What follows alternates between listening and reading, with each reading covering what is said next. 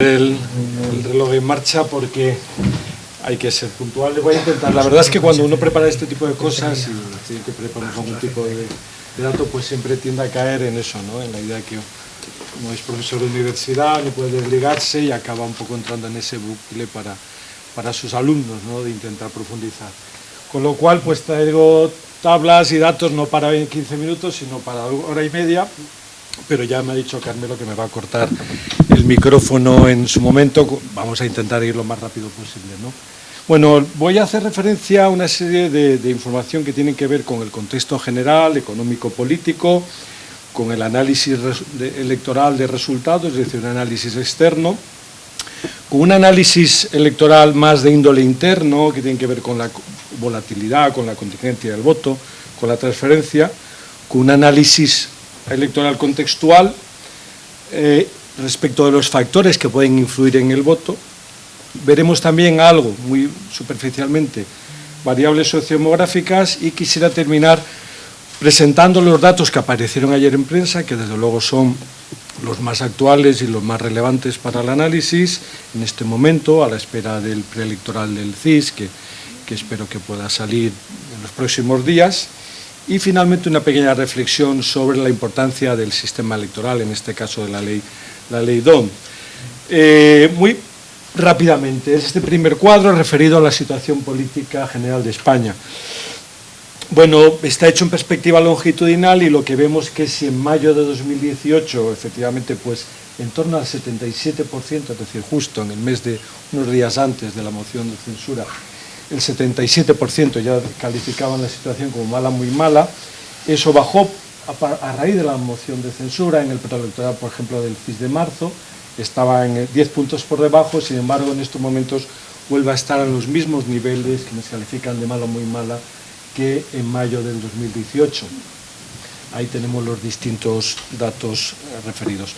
Otro aspecto también muy significativo, el índice de confianza del consumidor, que también elabora el CIS. Pues como vemos, en septiembre del 2017, es decir, hace ahora 2 años, estaba en 103,2, va bajando un poquito, pero significativamente, 10 puntos, aproximadamente como 6 o 7 puntos, en mayo de 2018. Vemos el impacto que tiene el cambio de gobierno, la moción de censura, que sube 10 puntos, a partir de ahí vuelve a bajar también ligeramente. En mayo de 2019 tiene prácticamente el mismo registro que un año antes, en mayo de 2018, antes de la moción de censura. Es estacional, en verano siempre sube un poquito y en estos momentos está en 80,7, es decir, que realmente está muy por debajo del dato de septiembre de 2017. Realmente ese dato no se registraba desde los primeros meses de 2014.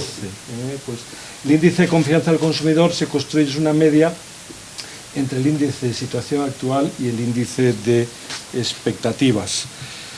Principales problemas actuales de España, pues es muy significativo y que va a ser muy relevante, ¿no? En ese análisis contextual. Vemos cómo la mayor parte de los indicadores se mantienen estables. Estos datos están referidos los últimos a septiembre de 2019. Tenemos un gran instrumento que es el barómetro del CIS, que realmente es un barómetro preelectoral, puesto que a las 3.000 entrevistas normales de todos los meses, ya en septiembre, pues claramente intuyendo lo que iba a pasar, pues doblaron la muestra y realizaron 6.000 entrevistas, que es aproximadamente lo que son los postelectorales, las que se realizan después de las elecciones para validar y contrastar los datos obtenidos antes, una vez conocidos los resultados. Lo más significativo ahí lo tenemos, la valoración de los políticos en general, los partidos y la política, que si en el preelectoral de marzo está en el 29, en el barómetro de septiembre, los datos más recientes, está en un 45, es decir, ha subido más de 15, 16 puntos, cuando el resto de elementos se mantienen estables, incluso a la baja, como por ejemplo la idea de corrupción, el problema de la corrupción y fraude. Vemos muy poquito lo de Cataluña, obviamente el campo se hizo un mes antes de estas fechas. Pero a pesar de que estos datos son malos, también tenemos algún indicio esperanzador. Ahí tenemos la robustez de la democracia, es decir, la pregunta de cuál es la mejor frase que refleja su opinión sobre la democracia.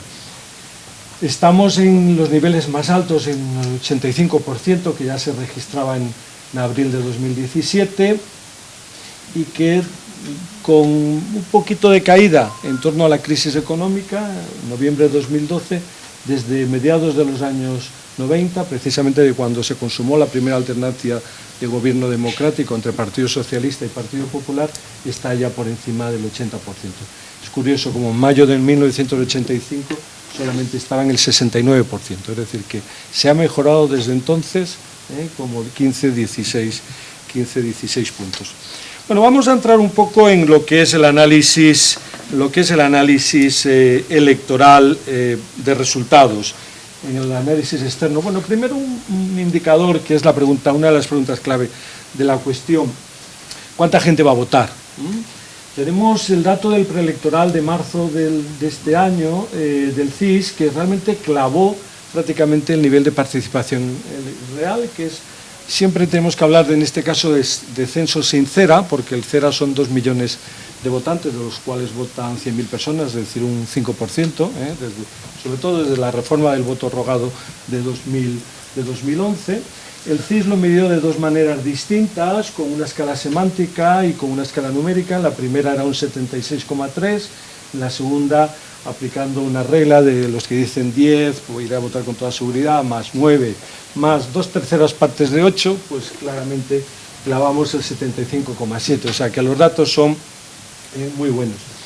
El postelectoral que se hizo en mayo, pues realmente tenemos también el dato muy clavado, un puntito arriba, es normal, ya es un voto deseable, alta participación, etcétera.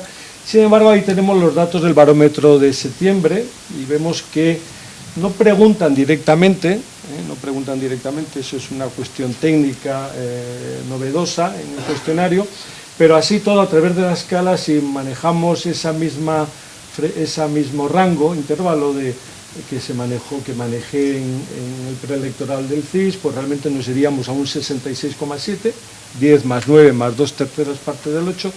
Si nos quedamos en el 10 más 9 estaríamos hablando de un 62%, un 61,9%. Bueno, realmente sería una significativa bajada entre 10 y 14 puntos, 15 puntos.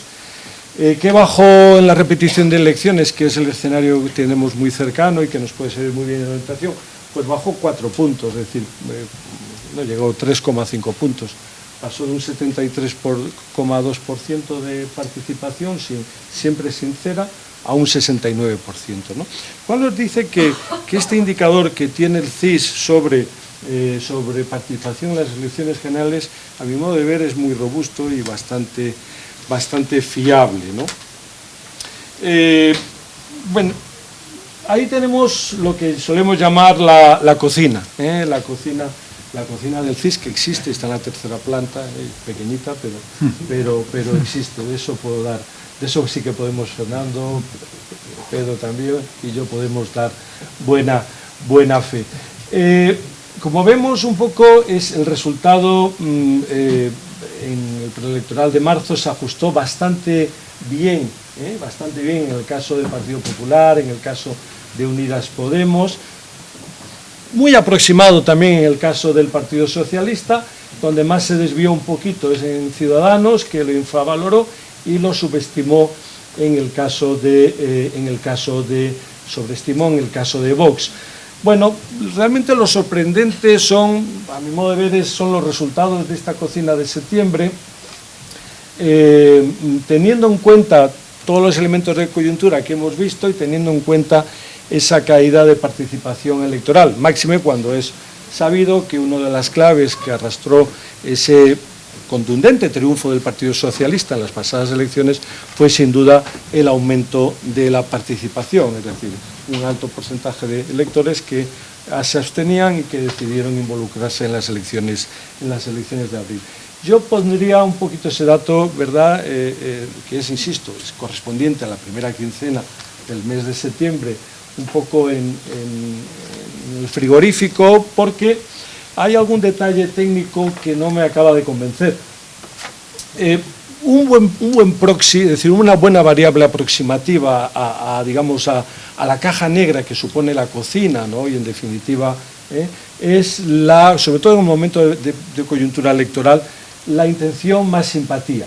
La intención más simpatía Este ya lo ofrecí en un anterior seminario que tuvimos. En la columna de la izquierda, como ven, en la penúltima fila, los votos, el porcentaje de ciudadanos que se van a abstener o que el CIS no atribuye voto. Es un 26%, es decir, está realmente justo en el 24,25% de abstención que tuvimos en las elecciones de abril. Sin embargo, si nos vamos a la columna de la derecha, la columna que refleja el barómetro de septiembre de 2019, de intención más simpatía, vemos que en este caso el CIS ha dejado solamente sin atribuir a un 18,4% de ciudadanos, lo cual contrasta con ese otro indicador que hemos visto, que estamos hablando de una abstención en torno al 60, una participación en torno al 65, por tanto, una abstención en torno al 35, entre 30 y 35%, ¿no? Incluso podría ser un poquito más del 35%, ¿no? Bueno, eso realmente nos lleva un poquito, claramente tiene que ver con una metodología en la que se ha preguntado por el voto, que no es con un filtro semántico, sino realmente a todos, sin ese filtro de si usted piensa ir a votar o no, con lo cual, claro, pues las estimaciones, las sumatorios de intención más simpatía siempre son más altos y, por tanto, disminuye, digamos, el porcentaje de ciudadanos a los que no se les atribuye voto. Bueno, este problema, ¿no?, de afinamiento técnico, insisto que es un tema técnico, yo creo, no tiene otro sentido, que yo que conozco bien la casa, es un tema de afinamiento técnico, aparece muy claramente cuando vemos el recuerdo de voto. Cuando vemos el recuerdo de voto y la deseabilidad social, pues claramente el recuerdo de voto del PSOE en septiembre, ya en el postelectoral de mayo estaba en el 27, cuando el voto sobre el censo no ceda. Es el 21 sobre el total del censo. En el CIS de septiembre es el 30,8. Es decir, que realmente hay ahí una distorsión para tomar en cuenta ese dato, ese dato concreto de cocina de septiembre de 2019. Voy ya muy rápidamente, yo creo que estas podemos casi saltarlas porque quería presentar alguna cuestión final y ya tengo ahí casi cerca los 15 minutos. La fidelidad electoral, ¿no? Pues una serie de análisis que teníamos sobre análisis electoral, digamos, interno. Bueno, lo que vemos fundamentalmente, a mí lo que interesa ahí es, digamos, mira la fidelidad de Ciudadanos, que está en la volatilidad, en este caso, la contraria, está en un 70,7%, y de Vox, que está en un 67,2%. Lo que nos están diciendo en las encuestas, que mientras que en el caso de Vox esa volatilidad parece no despegar, sino robustecerse, en el caso de Ciudadanos la volatilidad va camino de ser máxima, está en un 70%, ¿no? Esto abunda la contingencia del voto electoral. Cuando se toma el voto vemos como claramente Partido Socialista, Partido Popular, Esquerra Republicana, PNV, Bildu, etcétera, son partidos con el voto ya muy decidido, incluso antes de iniciarse, mucho antes de iniciarse la campaña electoral.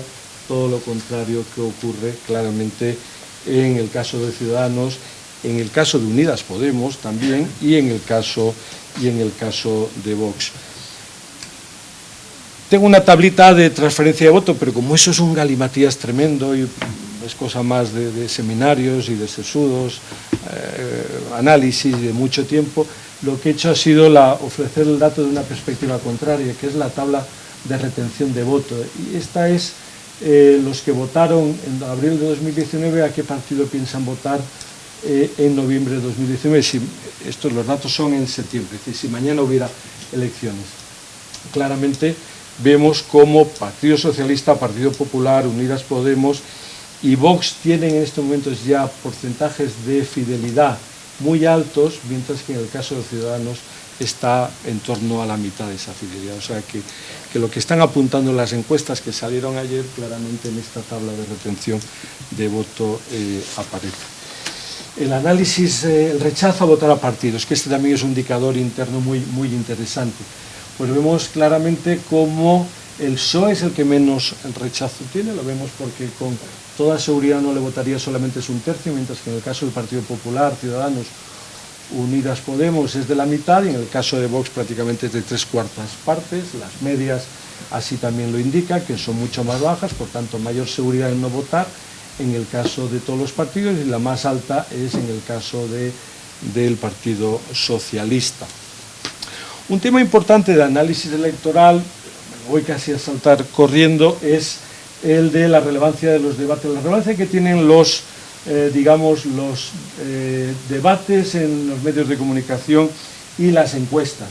Bueno, pues aproximadamente, ahí tenemos el dato, 4% para el total de los entrevistados en torno a los votantes de las elecciones pasadas, eso es un 5, algo por ciento, es un 5% sí afecta al tema de los debates, y también en torno a un 5 o 6% la importancia de las encuestas, con lo cual ese efecto, digamos, de las encuestas como configurador de la opinión pública, desde luego un 6% de los votantes no es un tema baladí, porque es un 6% que, aunque se fragmente, puede repartirse claramente, es un juego de suma cero, suma a alguien y resta a otro partido. Una idea muy interesante también que puede explicar por qué el PSOE en estos momentos los datos no sean tan halagüeños como en principio se obtenía. El resultado de la moción de censura, del debate de investidura de julio de este verano pasado. Fíjese en la columna de positivamente la valoración de Pedro Sánchez y Pablo Iglesias. Son prácticamente parejas positivamente y prácticamente parejas negativamente. Es decir, no hay una atribución de culpa superior a Unidas Podemos que al Partido Socialista respecto del fracaso de esa investidura, y eso es un elemento importante para explicar. Un minutito. Un minuto, pues me salto todo el tema de Cataluña porque ya no tiene sentido, porque son datos de septiembre, solamente afectaba una cuarta parte. Imaginemos ahora, septiembre el 24%, pero claro, esto se hizo un mes antes de la semana pasada. La semana trágica. La semana trágica del siglo XXI, ¿no? Del siglo XX. Los datos sociodemográficos, que simplemente lo que dicen, curiosamente, es que las mujeres votan un poquito más a PSOE y al PP, y los hombres votan un poquito más a Unidas Podemos y sobre todo un poquito más a Vox. En respecto siempre análisis respecto de los partidos, no tiene mayor importancia el análisis, el de ideología, que ya lo vimos tampoco, porque es una cuestión. Quiero quedarme con que yo creo que este es el que les va a gustar, el que os va a gustar, que son las encuestas, la preparé anoche, tarde, última hora, son los resultados de las encuestas que aparecieron ayer, incluida la de 20 minutos. Claramente, ¿qué vemos? Pues vemos que efectivamente el Partido Socialista se estanca, no sube, o en el peor de los escenarios va a caer ligeramente, que la subida más importante, más relevante, la tiene el Partido Popular, que es una subida sobre todo, por el derrumbe de Ciudadanos, que Unidas Podemos no va a caer significativamente, y que si tiene una caída va a ser una caída ligera, y que desde luego Vox, contrariamente a lo que parecía nuestro análisis de las elecciones europeas de mayo de 2019, donde perdió la mitad de votos, pues realmente es un votante muy vinculado al ámbito nacional y bastante desentendido de lo que podría ser el contexto europeo, y por tanto que Vox se asienta en este momento, es decir, tiene un fenómeno similar al que estos años pasados ha venido experimentando Ciudadanos, o incluso puede subir ligeramente. Podemos comentar luego con esto. Y ya acabó simplemente la última de las es, para tener en cuenta la traducción de todos estos porcentajes de las encuestas anteriores, tenemos que tener en cuenta un poquito, el análisis del sistema electoral, por circunscripciones. Simplemente las provincias excluidas, Ceuta y Melilla, como decía, las provincias de 2 a 7 escaños suman un total de 178 escaños, es decir, el 51% del hemiciclo, lo cual nos está diciendo bastante en un escenario de fragmentación, en un escenario de claramente volatilidad, la importancia que tiene la asignación de los últimos escaños, del último y del penúltimo escaño en provincias que realmente reparten 5, 4, 3, 6 o 7 diputados y que claramente altera mucho cualquiera, hasta prácticamente el día anterior, cualquier análisis que se pueda hacer con un componente, digamos, de robustez y de fiabilidad. Y nada, gracias por la atención, han sido 20 minutos, lo siento, Carmelo, te he fallado en 5 minutos. Bueno.